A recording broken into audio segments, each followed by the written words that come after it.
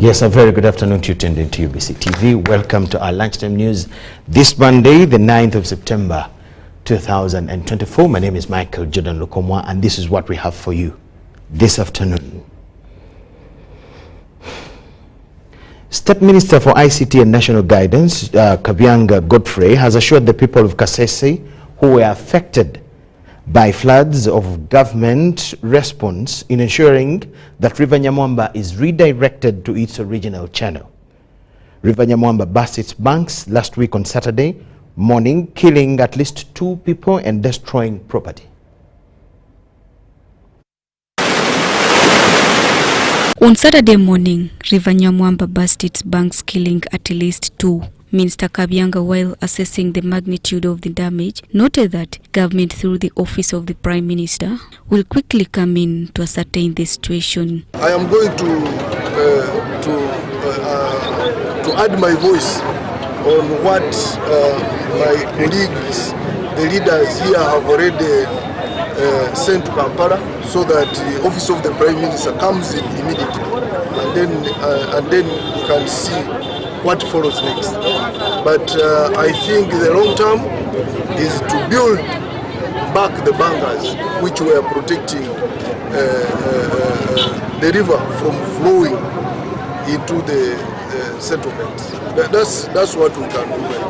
Kabyanga also sympathized with families that lost their beloved ones and urged the general public, especially those living near the river channel, to evacuate and look for safer places to avoid more deaths. So it is too pathetic. But my appeal to the people of Kasese is get away from the channel. Let us evacuate people from the channel, at least 200 meters from the channel, because we can't know what will happen at night. As soon as the volumes now increase, it will be another story altogether. The LOC3 chairperson of Nyamwamba division in Kasese municipality, Kasereka Pimako, noted that the silting of River Nyamwamba downstream would be the immediate measure of rescuing people's lives and property. Once the silting is done there wouldn't be any other problem. Manager Red Cross also expressed concern over poor hygiene and lack of safe water, which may result in 2 diseases to the affected persons. We have seen some latrines completely submerged, and then people have nowhere to use. And then water sources, we have seen water sources completely damaged. So there is a need to find a way of providing safe, clean water to these areas and villages where these water sources are completely washed away. However, police in Kasese have also warned the public from using footbridges which have been affected by the running water. Also, especially need to warn people against standing on the bridges, because many of these bridges are now weakened. Since 2013, Kasese district has gradually experienced disasters which have claimed lives of the people and property destroyed. Charity Marion Imnat and Moses Muthabali for UBC News. State Minister for Agriculture, Fred Bwino Chakulaga, has handed over 22 motorcycles to district local governments under the Irrigation for Climate Resilience project, which aims at supporting the shift towards more climate resilient agriculture through the development of sustainable irrigation services. The motorcycles were handed over to extension workers from 4 districts: Essengiro, Kanungu, Lamour and Lira. The minister cautioned politicians in the districts not to hijack the motorcycles for their political mobilizations. The respective districts to prepare the population. Now that we are providing these motorcycles, you should not have an excuse for not reaching out to the population and preparing them for utilizing the irrigation project that is coming up in their areas. Use the motorcycles for the intended purpose. And my friends, my colleagues, the politicians, don't hijack these motorcycles for political mobilization. They are for production mobilization and preparing the population to utilize the irrigation schemes that the government is putting up. The motorcycles will be used by extension staff at sub-counties. So you realize that the sub-counties in the command area of the irrigation schemes of Kabyanda are 7. So there are 7 motorcycles. You'll find the ones of Isingiro in Kabyanda, the other one is Matanda in Kanungu, and Kabyanda in Isingiro. I'm mixing up the... So those extension staff in those sub-counties will support farmers to ensure that the scheme is well run, the O&M is okay, and the activities that are supposed to promote increased production and productivity as a result of the water from the scheme take place effectively and efficiently. And the other strategy the ministry has put up, and you, Honourable Minister, with your colleagues, we thank you so much, to insist on what we call tangibles, provide things that people can see. And this is one of them.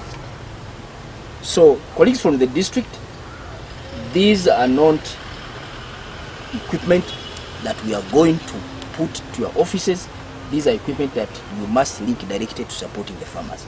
I want to assure you that the project so far in Kanungu and Isingiro is moving on well, and everybody is on board. Whenever the people come, especially from the Ministry of Agriculture here and the Ministry of Water and Environment, we have had radio programs together with the political leaders and the technical and even field visits and trainings. Entebbe this morning. Over $6 million has been earmarked by the Ministry of Energy and Mineral Development to study, identify and learn the process of phasing out polychlorinated biphenyls in the country by the year 2028. The Commissioner Electrical Supply, Engineer Abdon Atwine, says that the project aims at pertinent provision of the relevant international conventions, especially the Rotterdam Convention on the prior informed constant procedure for certain hazardous chemicals. As a government, we support phase out of these PCBs, and we are ready to work with everyone in this field so that we achieve the convention objectives of phasing out PCBs. We are looking forward to identification of the equipment. I'm told the major culprit is the transformers, but we are eager that this equipment will be identified. It may not be of transformers or all equipment, so that it gives us the scope of the work we have to eliminate PCBs in the energy sector. The studies and identification, I'm reliably informed that we have about $6 million to do this exercise of identifying and planning. And then we'll have a budget after that, when we have identified the actual transformers and the number and the actual scope. We have 2 main targets to achieve on 2025. The electric equipment containing PCB has to be taken off the grid, so we have to eliminate the use of PCB by 2025, and then the waste produced from those uses has to be safely disposed by 2028. So we are supporting countries such as Uganda to achieve these targets by developing their national inventories, by enhancing national capacities to deal with PCB, and finally by establishing sustainable funding opportunities to eliminate and safely dispose all the PCB waste that would be generated. In the case of Uganda, what is happening is the Global Environmental Facility is going to use the outcomes of this work, the workshop that you are having and the subsequent work, which is finding out the types of, the quantities of PCBs that exist in the country. And then on the basis of this information, we are going to develop a project which will address the issues of PCBs in Uganda. So based on what you actually, what this work is going to discover, the amount of PCBs, then we can develop a project and financing adequately enough to actually address the issues that you are going to.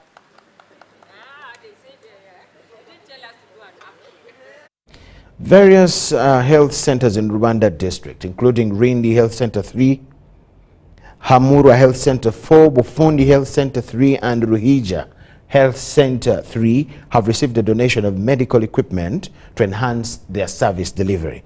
The equipment, including maternity beds, oxygen concentrators, and a sterilizer, were secured through efforts led by State Minister for Finance and Rwanda East MP Henry Musasizi. During the handover at Windy Health Center 3, Stanbic Bank's Managing Director Samuel Mogeza revealed that the donation was a result of collaboration between them and the Minister Musasizi.